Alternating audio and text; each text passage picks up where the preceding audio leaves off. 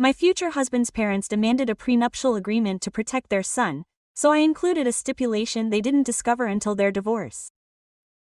When Timothy proposed, his mother shed tears, not of joy, but of the kind that screams, "My little boy has fallen prey to a middle-class woman."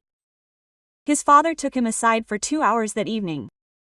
I could hear muffled murmurs outside the study door, terms like estates and family capital hanging in the air like fog. The prup arrived 3 weeks later. 47 pages filed by his family attorney at what I thought was a casual dinner. His mother smiled sweetly as she pushed the yellowed envelope across the table. "Just a formality," she said, "to keep everyone safe." All she was referring to was Timothy's trust, $4.3 million. I was a high school teacher, earning $43,000 a year.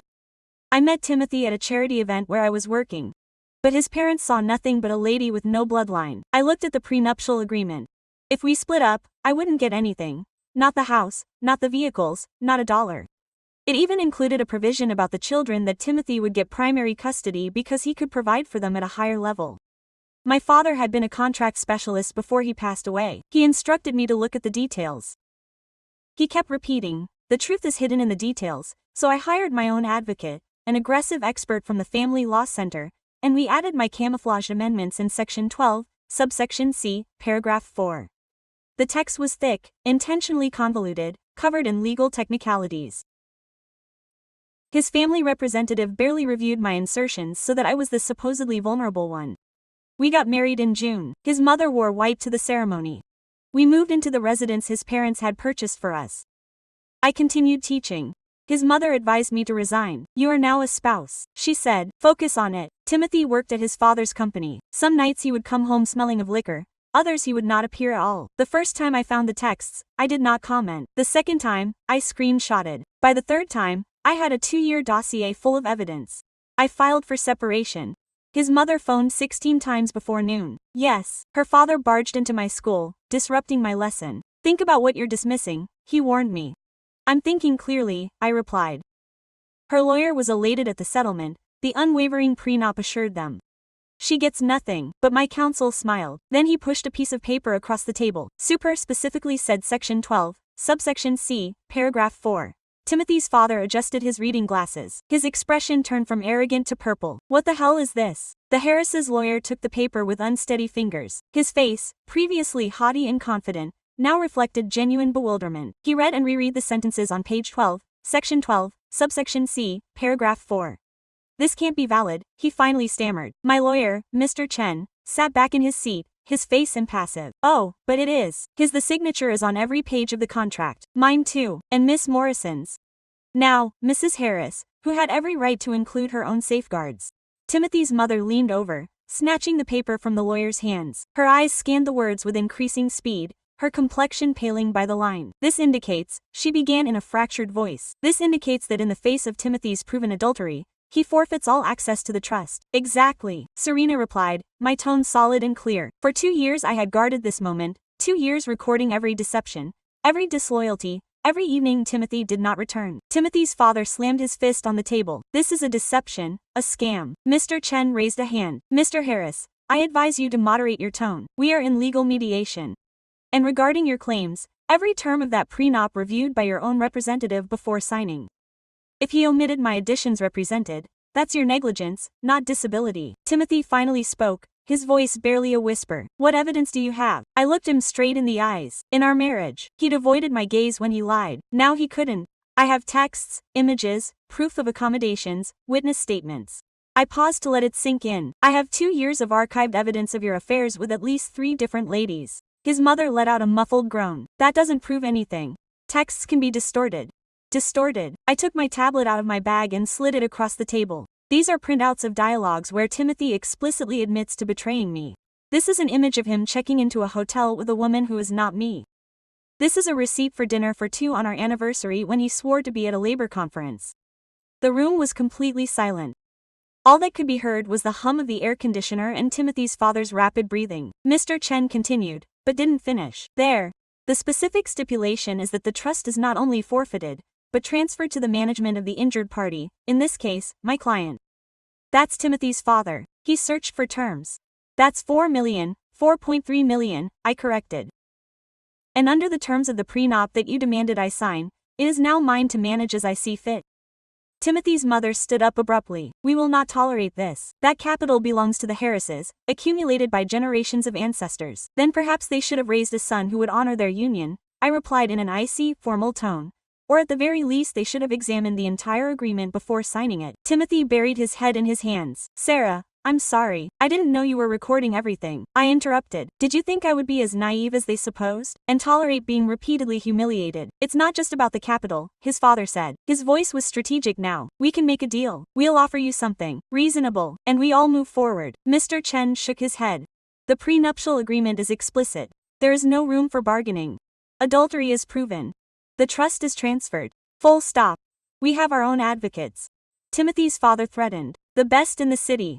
We will fight this to the hilt. Go ahead, I said, closing my tablet. Every day this drags on in the courts, more minors will emerge publicly.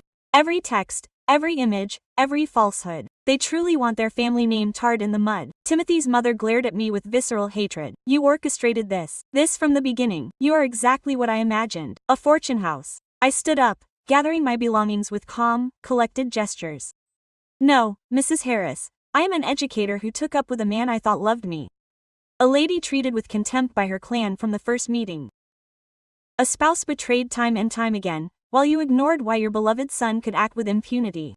I advanced to the exit, Mr. Chen in pursuit. I paused at the threshold and turned once more. I hadn't planned anything. I had simply prepared myself for the foreseeable. My father taught me to interpret agreements. He taught me that people reveal their essence, and you have done so ever since Timothy introduced me. This doesn't end here, Timothy's father shouted as he left. He's right, I replied without turning around. He had barely started in the elevator, and Mr. Chen gave a slight smile. You handled it flawlessly. Many clients collapse now. There's no reason to collapse, I replied, watching the floors go down. I spent 2 years waiting for this point, 2 years filing, 2 years as the ideal spouse while accumulating evidence. I won't waste that effort on feelings now. And what will you do with the capital? He asked as he reached the parking lot. I have projects, I said, his belt. Many projects. My cell phone vibrated. It was a text from my sister. How did it go? I replied. Ideal. I'll call you. Later, I got into my vehicle, a modest 6-year-old sedan that the Harrises had always disdained. Timothy had wanted to give me something worthy of a wife, Harris, but I objected. I wanted to keep something entirely my own. As I drove back to the house, still technically shared, I thought back over the last 4 years. Meeting Timothy at that charity event seemed like an enchanted dream. He was attractive, charismatic, caring. On our initial dates we would chat for hours about everything and nothing. Then I met his parents. Dinner had been at their mansion, an imposing place, filled with antiques and paintings of Harris ancestors. They stared reproachfully from the walls. Timothy's mother scanned me from top to bottom. I barely stepped through the threshold. So you're a teacher, she blurted out as if to say. So you carry a contagious virus. I teach high school literature, I answered, trying to sound confident. How quaint, she mumbled as she led us into the living room. That evening, Timothy's father peppered me with questions about my lineage, my savings, my career goals. Each retort disappointed him more. Your father was a contract lawyer, he inquired at one point with mild curiosity. Yes, he worked for and now he hung up. He died 3 years ago. Oh, no condolences, just a quick turn of the conversation. After that meal, Timothy began to alter details at first. He cancelled appointments, showed up late. His replies to my texts became shorter. When he suggested we get married, I thought things would be better. I was wrong. The prenup came as a manifesto of silent conflict. His parents sold it as a shield for everyone, but it was obvious who it was forged to protect. That night, alone in my apartment, I devoured every line of 47 pages of legalese designed to ensure that if the bond failed, I would walk away with nothing, worse than nothing, homeless, without funds, without guardianship for any children. I contacted Mr. Chen, the lawyer who handled my father's legacy. I need help with a prenup, I informed him. They are urging you to sign, he inquired. Yes, but I will not refuse it. I will optimize it. We worked for 2 weeks. Mr. Chen drafted sections that protected my assets hidden in legal verbiage, so thick that they seemed like the basic text. The adultery stipulation was his proposal. If they are going to see you as a risk, he had expressed, let's give them a real reason to fear. The Harris lawyer examined the paper for exactly 20 minutes before marking it as valid. He never detected my insertions in Section 12. Because he would, I was the one who allegedly required protection. Now parking in the driveway of the house that would soon be legally mine. I smiled. My father used to say that the best protection was thorough preparation. He was right. I entered the residence. It was vast, refined and completely devoid of any affection. Timothy's parents had decorated it before we moved in. Without consulting my advice, my phone rang. It was Mr. Chen. "Nor, the Harrises have hired Blackwood and Associates," he blurted out. "The city's elite law firm." "Perfect," I replied. "Let them attack with whatever they have. My evidence is solid." "One more thing," he continued. "I looked into the third female in your footage, the blonde one who appears with Timothy at the hotel that you found. Her name is Melissa Parker. She's Richard Parker's daughter." The name sounds familiar. Timothy's father's business ally. That's right, the Parkers and the Harrises have been doing business together for 15 years. If this leaks, it will ruin more than just Timothy's bond. It will be over. It will destroy business ties, loyalties, their entire network of influence. Exactly. Do you want to use it as leverage? I thought for a second. Not yet. Let's keep it as a hidden card. If they dare to fight legally, then we'll release that information. But first let's watch their movements. After disconnecting, he went up to the master bedroom, the bed spotless, the silk curtains, the mahogany furniture brought from far away. Everything was beautiful and cold, like a 5-star hotel. I opened the dressing room and took a shoebox from the high shelf. Inside lay everything. USB with backups of chats, photos, printouts, invoices, a meticulous list of dates and places. 2 years of my existence dedicated to recording every infidelity. The first time I came across the texts was by chance. Timothy's phone vibrated while he was showering. I saw the M on the screen with a text that said, "Last night was unforgettable." When we repeated it, my pulse froze. I took his device, logged in with his password that I knew, and began reading conversations with 3 different women. Dates, meetings, complex lies. I didn't cry, I didn't shout. I just took screenshots of everything and sent them to my own phone. Then I deleted all traces of my access to his texts and repositioned the device exactly where it was. That night, as Timothy got out of the shower, I smiled and asked how his day had been. He lied as usual and I nodded as usual, but everything had changed. From then on, every contact was a farce. I continued to embody the ideal wife while I put together my dossier. Meals ready, a spotless home, intact facades. The Harrises never guessed anything. Why would they? To them, I was just the unassuming teacher who had captured their son. I lacked the cunning to orchestrate something like this. They were wrong. A week after the mediation, Timothy's father burst into my school. It was Tuesday, 3rd period, and I was in the middle of a Shakespeare lesson when the secretary knocked on the door. "Mrs. Harris, you have a critical visitor in the principal's office." My students watched me with intrigue. "Finish Act 2, Serena said. "There will be a test tomorrow." The principal was waiting for me in his office, his expression tense. Behind him stood Mr. Harris, dressed in a $3,000 suit, completely out of place in the humble surroundings of the state school. "Mr. Harris demanded to see you," the principal said. I explained that it was during school hours, but this would be brief. Mr. Harris burst in and fixed me with that look he had honed over the years, the one for intimidating subordinates and rivals. "We must discuss your scheme." "I am working," I replied. "If you wish to discuss the divorce, call my lawyer. You know very well that this goes beyond divorce." He took a step forward. "I asked your lawyer. Chen is skilled. I grant him that. But we have resources that you cannot imagine." The principal shifted uneasily in his seat. "Perhaps we should have this discussion somewhere else." "You're right," I said, heading for the door. "Mr. Harris, if you have anything to say to me, please wait in the parking lot until my shift is over, or preferably email my attorney." "You don't care that your husband is going to lose everything?" he asked, raising his voice. "What kind of woman acts like this?" I paused in the doorway. The kind of woman betrayed over and over again by a man who swore to adore her. The kind of woman treated like garbage by a family who believed she wasn't worth enough. "Now, if you'll excuse me, I have students waiting." I left the office without turning around. My heart was pounding, but I kept my composure until I retreated to the teacher's bathroom. Once there, I leaned against the sink and exhaled deeply. My phone vibrated. It was a text from Mr. Chen. "The Harrises filed a motion to vacate the prenup. They're alleging duress and fraud." I replied, "When is the hearing?" "Next Friday. Get ready to testify." I put my phone away and looked at myself in the mirror. My reflection reflected a 32-year-old woman, exhausted, more determined. For 4 years I had tolerated the Harrises' disdain. It wouldn't stop now. The rest of the day passed in a whirlwind of lessons and notes. I finally left the building at 4 in the afternoon. Mr. Harris' vehicle was still in the parking lot. I approached his window. He rolled it down. His face was calmer now, but just as intimidating. $5 million. He blurted out without preamble. "We'll give you $5 million and you'll forget about this printing thing. No one suffers. We're all moving forward." "No, no." His astonishment was genuine. "You're a teacher. You earn $40,000 a year. I'm offering you $5 million and you're rejecting it. The terms of the agreement are clear. No haggling. $10 million. So, in cash, you can quit this crappy job and live like a queen for the rest of your days." I looked him straight in the eye. "This isn't about the money. It's about your son finally having repercussions for his actions. It's about how for years you treated me like I was worthless and now you have to face the fact that you undervalued me. This is revenge, he spat. No, this is fairness. There is a difference. I backed away before he could retort. In my car, my hands shook slightly as I turned the key in the ignition. The confrontation had impacted me more than I admitted. That night in the deserted house I cooked a simple meal and sat at the living room table.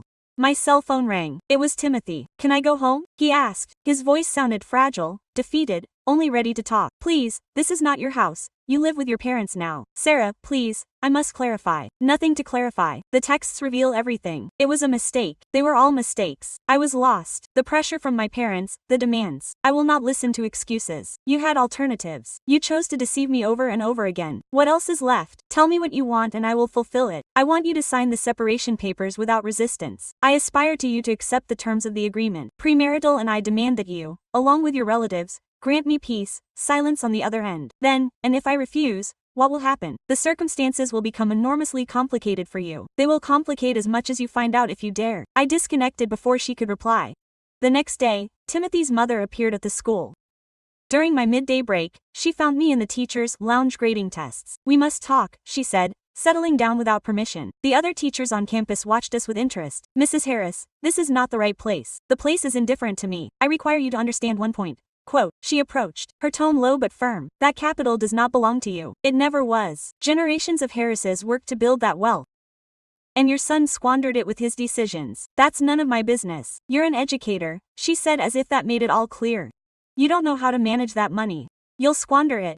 On the contrary, I know exactly what to do with it.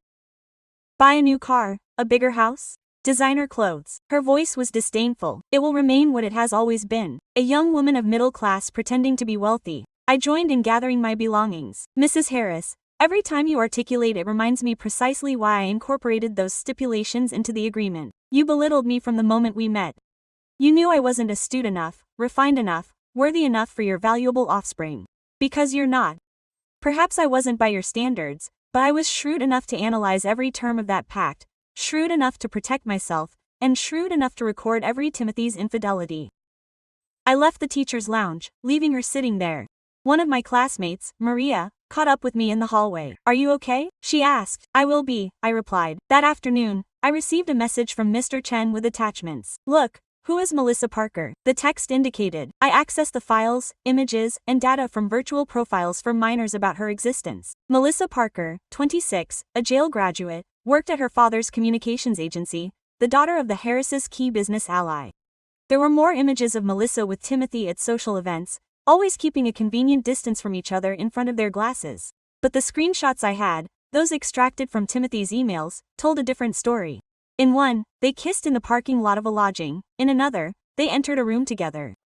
There were records of reservations under Timothy's name, all at establishments where the Harrises had business affiliations. Mr. Chen had added a note. If this gets out, it doesn't just impact Timothy. The Parkers could sever all business ties with the Harrises. We're talking millions in settlements. I stored the files on my backup portable drive. Having more arsenal was useful, but I'd wait before using it. Friday arrived earlier than expected. The session was at 10 a.m. I dressed in a simple but formal outfit. Nothing extravagant. Mr. Chen had advised me to appear approachable, not intimidating. Let them play the antagonists. Just be the deceived teacher, he had said. In the courtroom, the entire Harris family was there. Timothy avoided my gaze. His parents scrutinized me with suppressed resentment. His lawyer, a man in his 60s with gray hair, looked confident. The magistrate, a woman in her 50s with a serious face, examined the papers before her. Quote, Mr. Blackwood, he said, referring to counsel for the Harrises, your motion alleges that the agreement was entered into under duress and fraud. State your case. Mr. Blackwood rose, tightening his noose with a practiced motion. Your Honor, my client was coerced into signing a document without sufficient time for analysis. The terms incorporated by Ms. Harris were intentionally cloaked in complex jargon for the purpose of deception. The judge peered at him over her glasses. His client lacked legal counsel when he signed. Yes, he did, but didn't that counsel inspect the entire document? Blackwood hesitated. The document was lengthy and the insertions were cleverly positioned to evade detection. In other words, your claim is that your own counsel was careless, the judge said without inflection. Proceed. Mr. Chen leaned toward me and murmured. This is progressing favorably. Blackwood called Timothy's father as the opening witness. Mr. Harris took the podium with the assurance of a man who usually imposes himself. Quote, Mr. Harris, can you detail the terms under which the agreement was entered into? My son was passionate, he did not reason clearly. Ms. Morrison took advantage of the situation to include predatory terms in the agreement. Mr. Chen stood up. Objection. Conjecture about Mr. Timothy Harris' psychological state. Admitted, the judge stated. Mr. Harris, stick to the facts. The facts are that she manipulated my son, Timothy's father persisted, his face reddening. From the beginning, her purposes were evident. She coveted our fortune.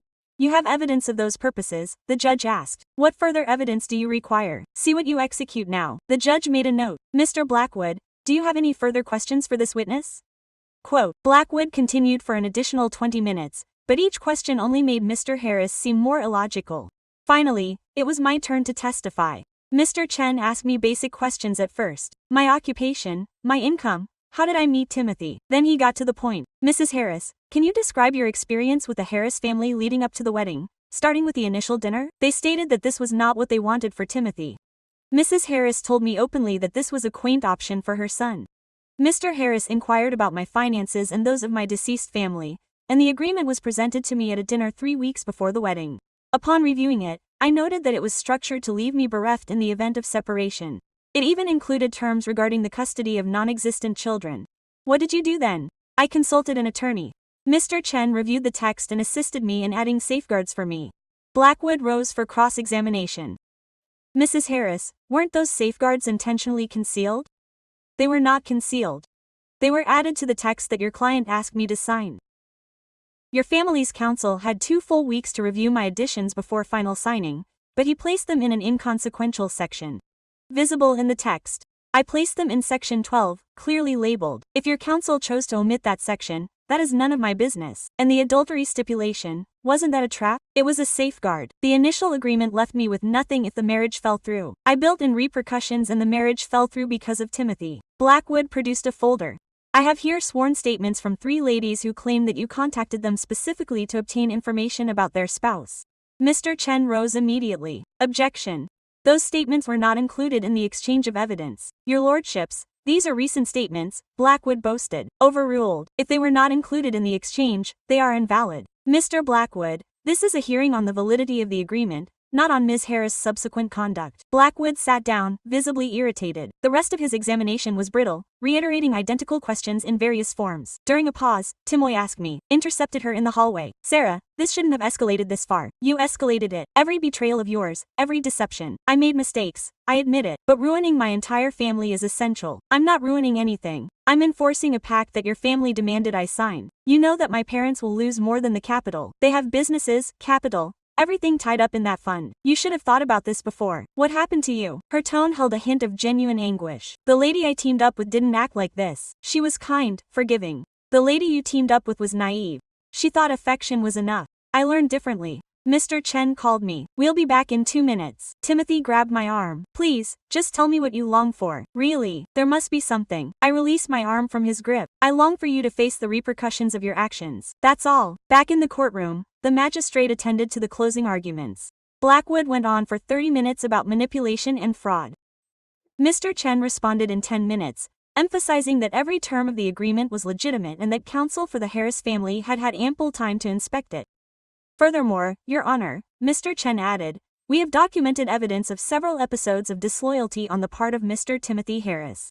The stipulation is not only valid, but fully enforceable, in accordance with the terms agreed upon by both parties. The justice took notes as he spoke. As he concluded, he removed his glasses and looked from side to side. I will issue my ruling in 72 hours. Until then, the trust will be frozen. The parties are to avoid all direct contact. All interaction is to be channeled through their attorneys. We left the courtroom. Mr. Chen looked pleased. The judge favors us. Her body language showed it. When will we have absolute certainty? 72 hours. In the meantime, stay away from the Harrises. Ignore their calls. Do not answer texts. That night, alone at home, my phone kept buzzing. Timothy's mother recorded 6 audio messages. Timothy's father sent a chain of text messages, progressively increasing the monetary offers. $15,000, $20,000, $25,000, and the house. I didn't answer any of them. Instead, I sent all the texts to Mr. Chen as proof of harassment. On the 3rd day, I was proofreading at my desk when the phone rang. It was Mr. Chen. We won. The judge ruled that the prenuptial agreement is fully valid. The trust is now yours. I closed my eyes and exhaled deeply. And the Harrises can appeal, but the judge was explicit in her reasoning. An appeal would only delay the inevitable and generate greater expenses in legal fees. What happens now? We are now starting the divorce process itself, but with the prenuptial agreement ratified. It should be fairly straightforward. That evening I received a single message from Timothy. My father wishes to see you. He claims to have information that will appeal to you. I did not reply, but forwarded him to Mr. Chen with a query. Should I hear what he proposes? His reply came 5 minutes later. Only if I attend. I do not trust them. The meeting was set for Thursday afternoon at a neutral, central cafe. Mr. Chen arrived early and selected a table by the door. In case you need to leave early, he explained. Timothy's father showed up promptly at 3. He came alone, without lawyers, without his spouse. That was odd. He took the seat across from us without greeting. You have 48 hours before the principal is transferred, he stated bluntly. After that, there will be no turning back. I'm not looking to back down, I replied. Listen to my proposal before deciding. He pulled out his phone and pushed it down on the table. He saw on the screen an image of Melissa Parker pregnant. Mr. Chen leaned over. What does this imply? She's Timothy's daughter. Melissa is 5 months pregnant. We had a prenatal DNA test the week before. The impact hit me like an icy wave. Timothy had not only deceived me, he had impregnated another during our wedding. I asked, forcing my tone to remain calm. And if you go ahead with this, you ruin that child too. The Parkers have already warned that they will sever all business relations with us. We lose the fideicomiso, we lose the agreements with Parker, we lose everything. That baby will grow up without resources. It's none of my business. It's my son's offspring, your nephew or niece, technically, until the divorce is finalized. Using a child as emotional leverage is mean. Even for you, Mr. Chen pointed out. It's not leverage, it's the truth. Mr. Harris picked up his phone. Sarah, I acknowledge that my family has wronged you. I accept that, but that child is innocent, just as any child Timothy and I might have had would be. Children who, in their original prenuptial agreement, would be taken from me in the event of our separation. We were safeguarding. They were safeguarding themselves. I hung up just like I am now. The difference is that this time they have no control. He stood up abruptly. You will pay for this one way or another. You will pay. This is bullying, Mr. Chen asked, activating his phone to record. It's a commitment. He left without further ado. After he left, Mr. Chen stopped recording. That was explicit bullying. Can we report him? No, it would only make him look more cornered. I sipped my coffee. My hands were shaking slightly. Did you know about the pregnancy? No, but clarify. Why has Richard Parker been so quiet? He's probably furious. That night I did all the research on Melissa Parker. Her social media profiles. They were private now, but yesterday old reports about her appeared in social media. An only child, spoiled, used to getting what she wanted. I wondered if she knew Timothy was married when they started their affair. She probably did. Those were the types of women Timothy was drawn to. The ones who didn't argue. The ones who just idolized him. On Friday, I got the official ratification. The $4 million trust was now under my control. Mr. Chen guided me through the transfer, setting up accounts, talking to financial advisors. Have you decided what to do with the capital yet? She asked. I have some plans. I need to polish them in minor details. That afternoon, after finishing my lessons, I sat in my deserted classroom with a notebook. I began listing priorities. First, I would create a fund for teachers. Many of my classmates were paying out of their own pockets for student supplies. That had to be changed. Second, scholarships for underprivileged students. I had seen so many talented young people give up on their aspirations due to financial hardship. Third, extracurricular initiatives for vulnerable students, tutoring, arts, sports, anything to keep them out of harm's way. Maria entered the classroom. Still here, just sketching out projects. I heard gossip about your divorce, that you came into a fortune. The gossip is right. She settled herself at a student desk. You will resign. No. Why would I resign? Because now you can. Because you have the funds to never work. Teaching is not just about the salary. I enjoy my work. You are different from what I figured, Maria said. When you joined Timothy Harris, I thought you'd quit to be a full-time wife, but you kept showing up. You kept working. Your family kept insisting that you quit. They kept saying it. But this is my profession. It's the one thing they never got a handle on. The following Monday, the director summoned me to his office. Timothy was waiting there. Mr. Harry demands to talk to you, the director said. I argued that it wasn't appropriate, but he agreed to 5 minutes. I positioned myself as far away from Timothy as possible. The director left, closed the door, but remained close, visible through the glass. Melissa lost the baby, Timothy said without looking at me. Last week. Stress, the doctors said. I didn't know what to say. I didn't feel joy at the loss, but I didn't feel sorry either. My father says it's your fault, that the stress of it all caused the miscarriage. Your father can have whatever opinion he wants. The Parkers severed all ties with us. My father lost 3 key agreements. The company is in trouble. Timothy, why are you telling me this? He finally looked at me. His eyes were bloodshot. Probably from crying so much. Because you have to understand what you've ruined. Not just me, but my entire family. I didn't ruin anything. You were responsible. Every choice you made, every deception you pulled, every woman you betrayed me with. I was fragile, I admit it, but I didn't deserve to lose everything. I stood up from my chair. I didn't deserve to be treated like garbage for 4 years either. But here we are. What are you going to do with the money? He asked. Something that's actually worthwhile. Something that will support people who really need it. My father thinks you'll waste it, that you don't know how to manage these kinds of funds. Your father has been wrong about me from the beginning. Why would I listen to him now? I left the office. The director intercepted me in the hallway. Everything's fine, yes, and I don't want any more visits from the Harrises. If they show up again, notify security. Got it? That week, Mr. Chen introduced me to several financial experts. I chose a woman named Diana Reeves, who is known for her work with charitable organizations. I want to start an educational foundation, I explained in our first session focused on public school teachers and students. Diana took notes as I outlined my plans. Funding for supplies, college grants, extracurricular activities, teacher training. This is ambitious, she said in closing, but it's doable. With $3 million, we could change the lives of thousands of students. That's exactly what I'm looking for. Real impact. Have you considered a name for the foundation? Quote, Morrison Foundation, my mother's maiden name, in honor of my father, who instilled in me that education transforms lives. In the weeks that followed, I worked with Diana to organize the foundation. Every decision was deliberate, every dollar precisely calculated. Timothy's mother showed up at the school one last time, but security stopped her at the entrance. They asked if I wanted to see her. No, I said without hesitation. They sent me a picture of the moment she was being escorted from the building.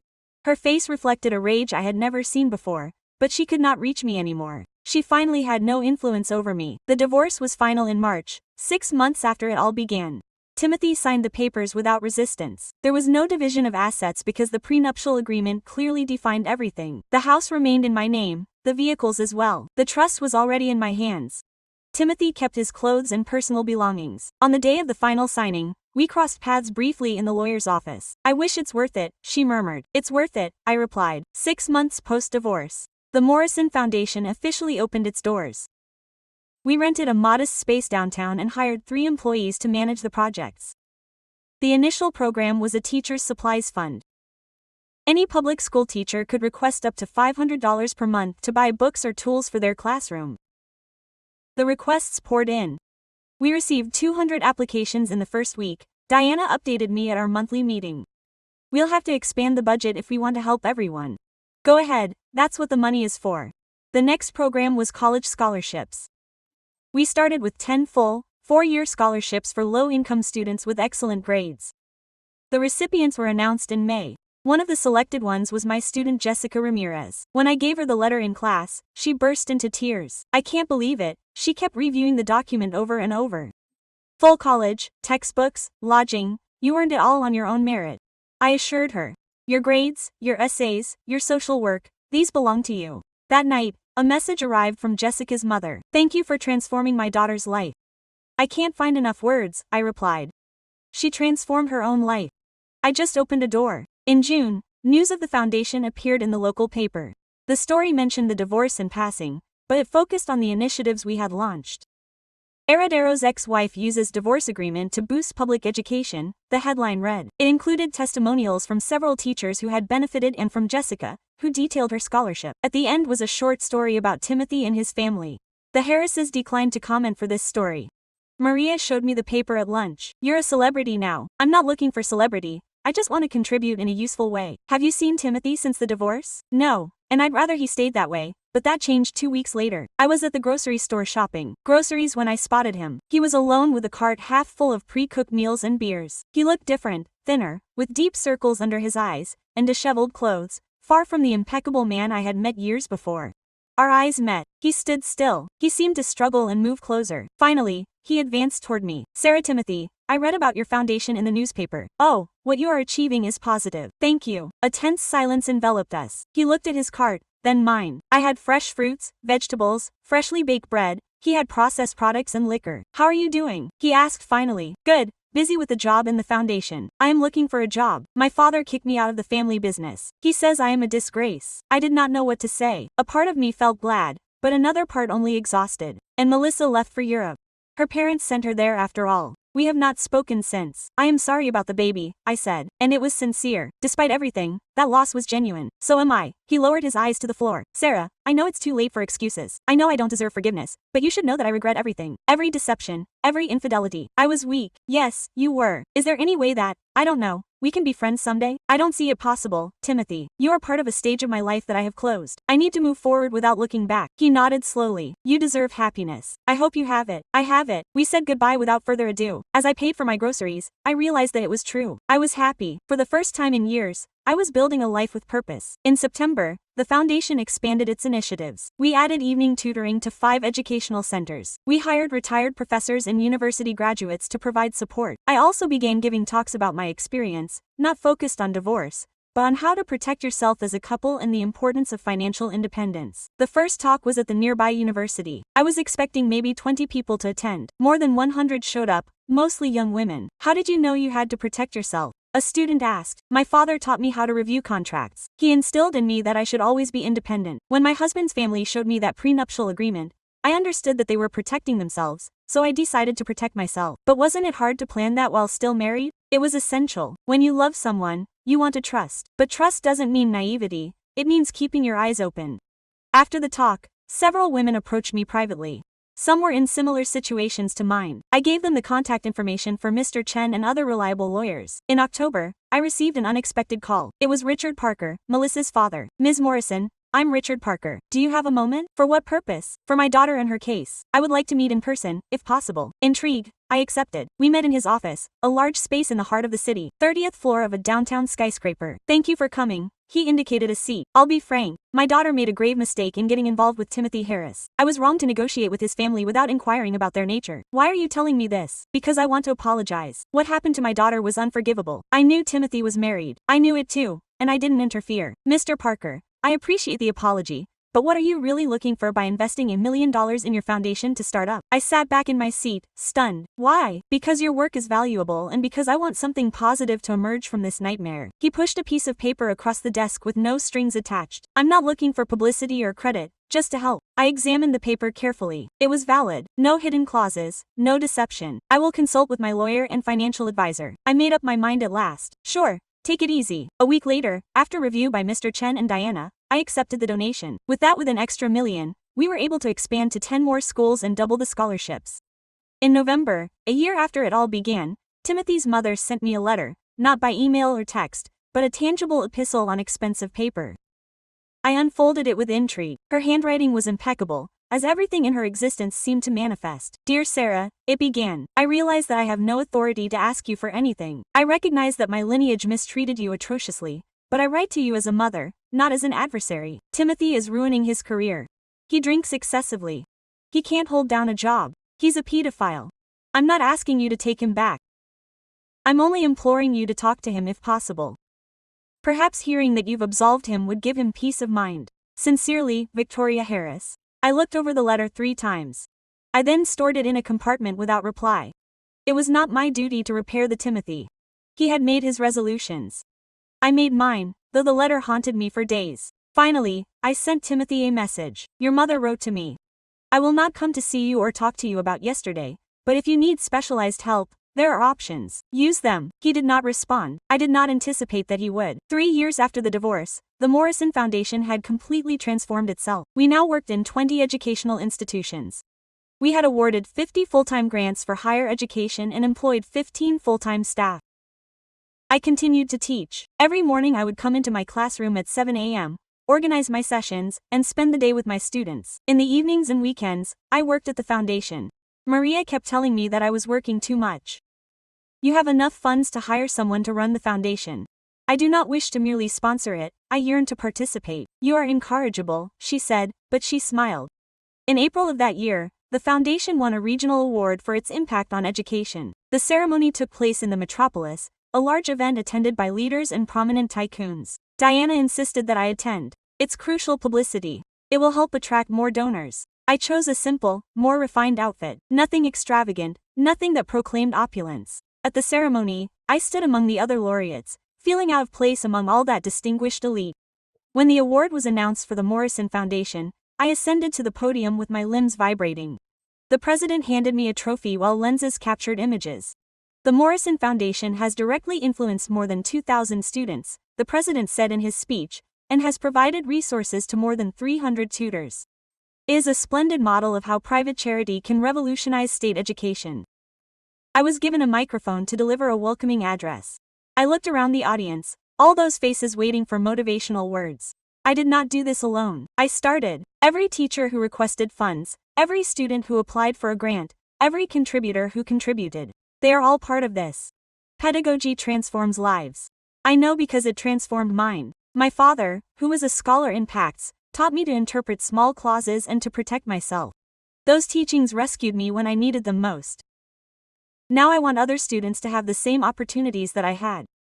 The cheering was intense. I descended from the stage feeling liberated for him to finish. During the reception that followed, several magnates approached me with proposals for contributions. I registered their information and told them Diana would contact them. Sora Morrison, a familiar voice, intercepted me. I turned and saw Timothy's father.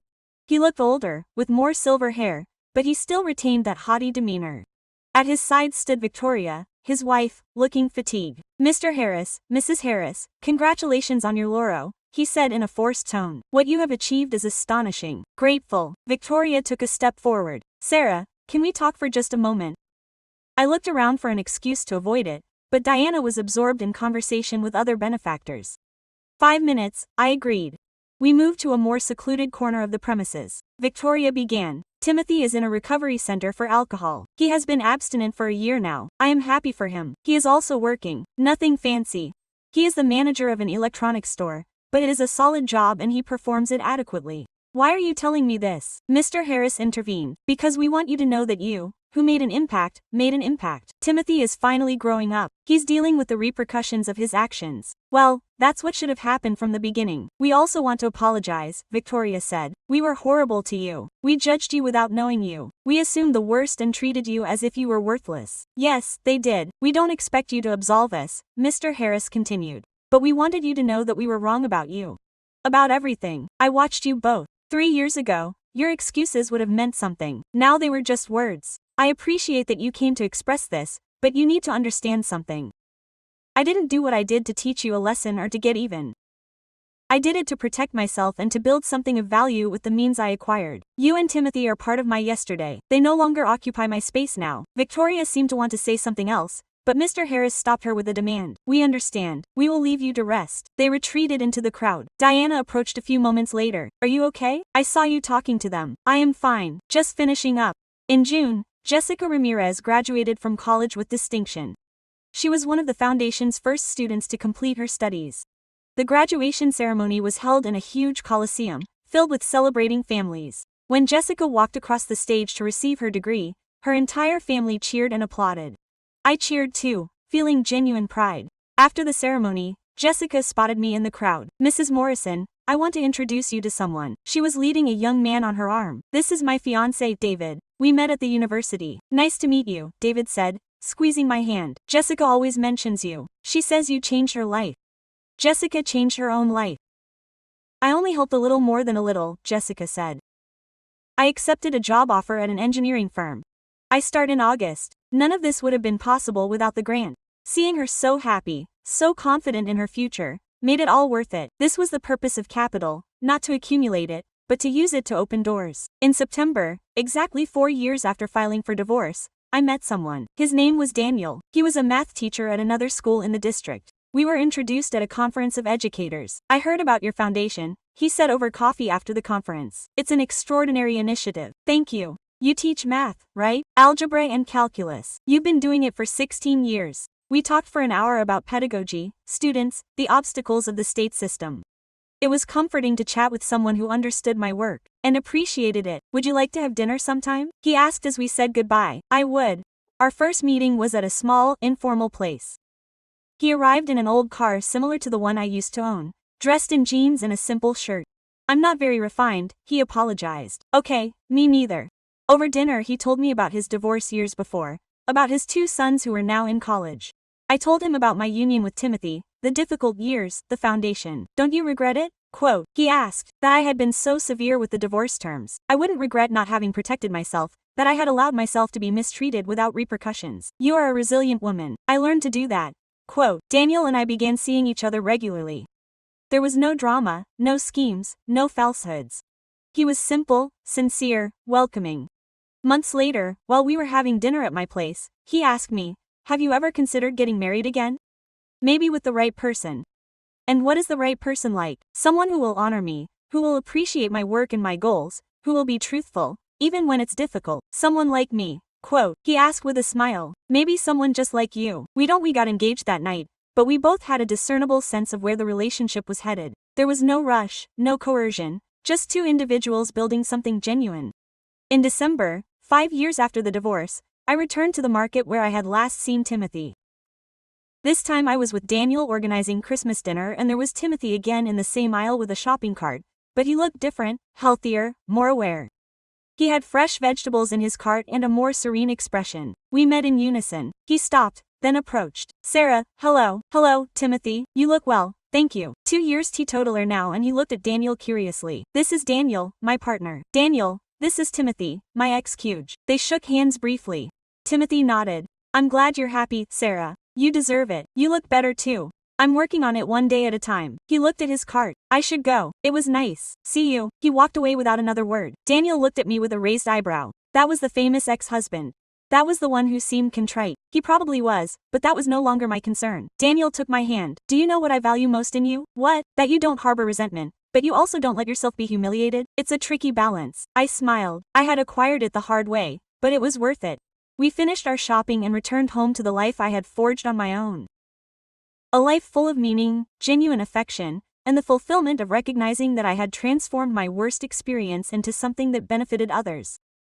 The stipulation of infidelity had been my safeguard, but what I found next was my real conquest.